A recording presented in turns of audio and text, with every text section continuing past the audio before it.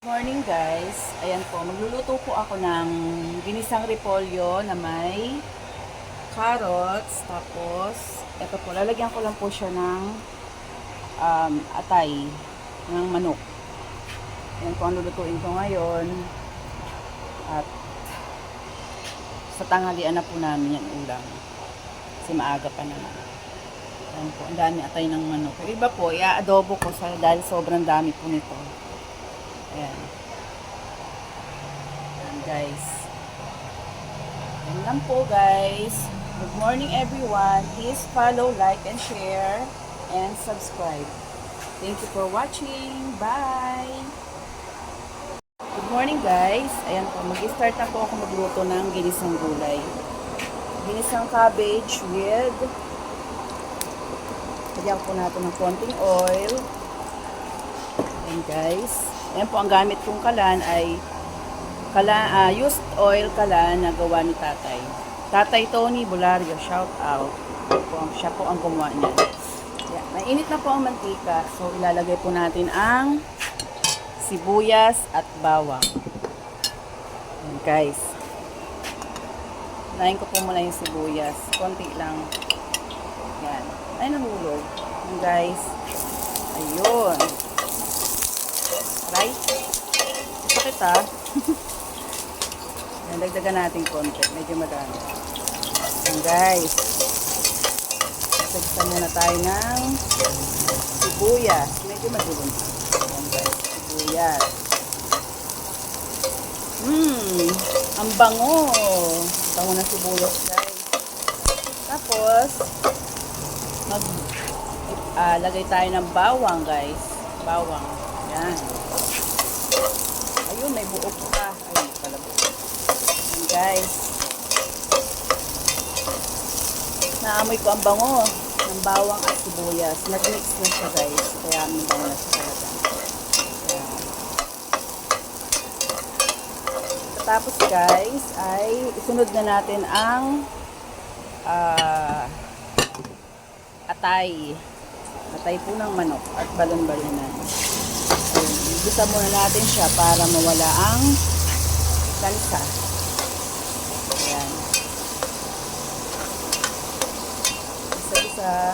Nilagyan ko pala siya ng paminta at patis para may timpla na rin siya kahit paano ang ating atay ng manok. So after that, tatakpan ko muna siya. Medyo kuluang-kulang po siya.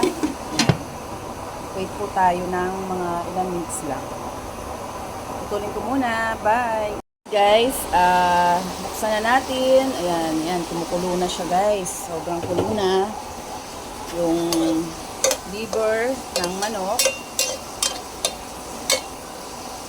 Tapos, lagay po natin ang kasi matigas tong okra tuloy. Ano nga to? Carrots. Yan guys.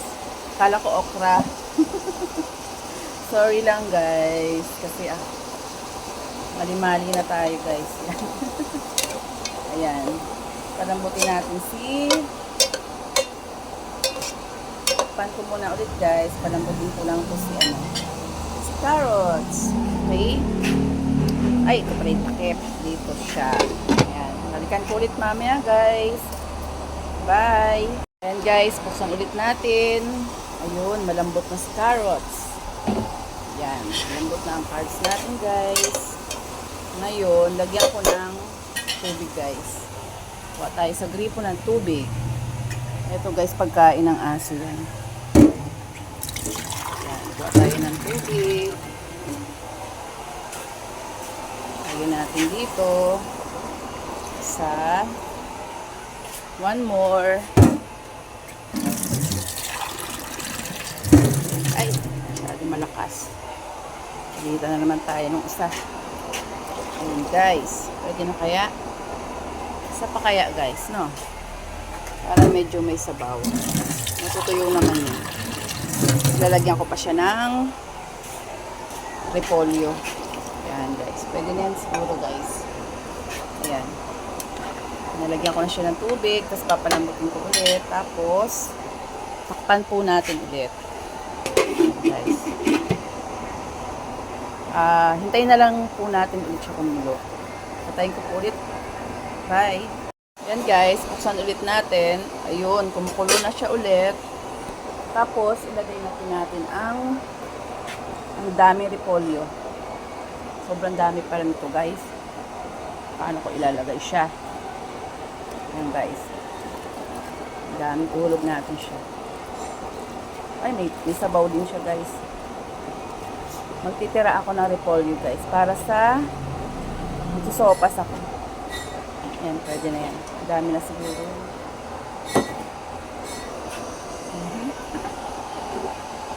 Ayan, hirap guys pag ano. Ayan, ito. Parang sinabawang gulay naman to guys. Diyos ko, ang daming sabaw. Naparami yata ang sabaw ko guys.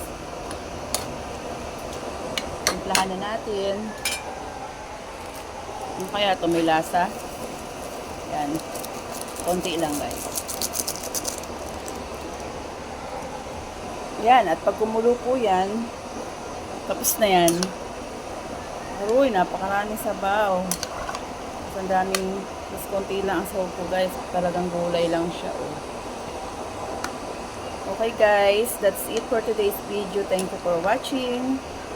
Bye! Guys, nagkakulay na siya.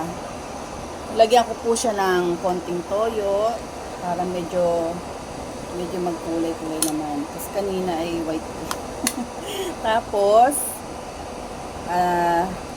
pampalasa, ilagyan ko po siya ng chicken cubes at syempre, yung pampasarap. Natin kung magandang sarap na. Mamaya hanguin ko na siya guys.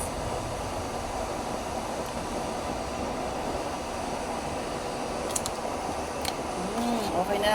Okay na guys ang lasa. Masarap na siya. Kahit na ganyan. Okay guys, that's it for today's video. Thank you for watching. Please follow, like, and share, and subscribe. Bye!